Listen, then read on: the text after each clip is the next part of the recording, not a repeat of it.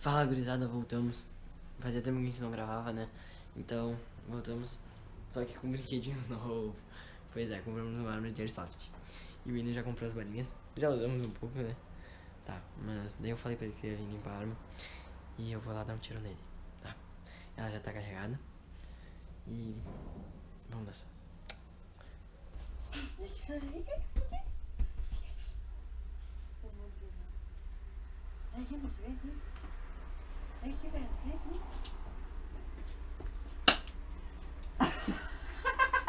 Oh!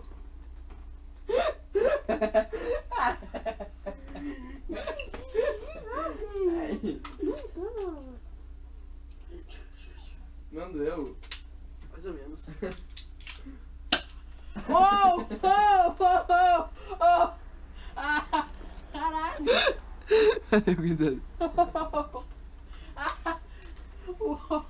Caralho, meu!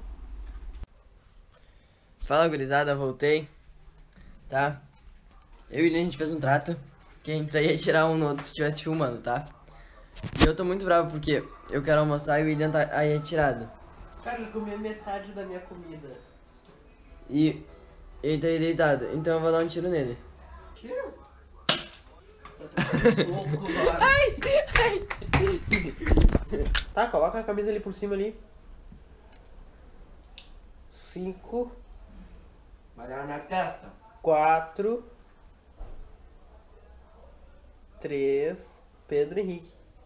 Vai, Pedro Henrique, vai, ó, ó, ó, na tua mão, Ah, vai dar na testa. na tua mão, na tua mão, Vai participar.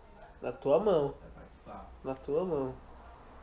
Vai, caganeira, vai. Pedro, vai.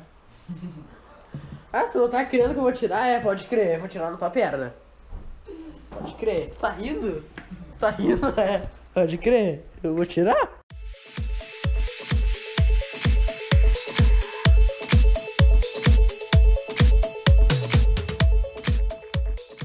Parou de comer? Parou de comer? Parou de comer? Vou tentar um tirinho de aqui. Parou de comer?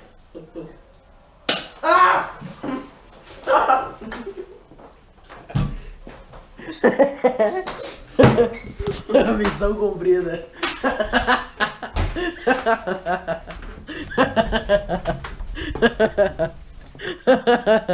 Dói. Dói. Dói.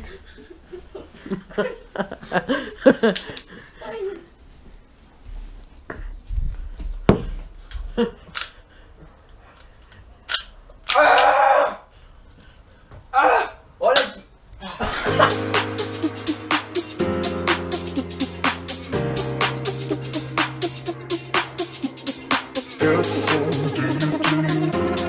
That's so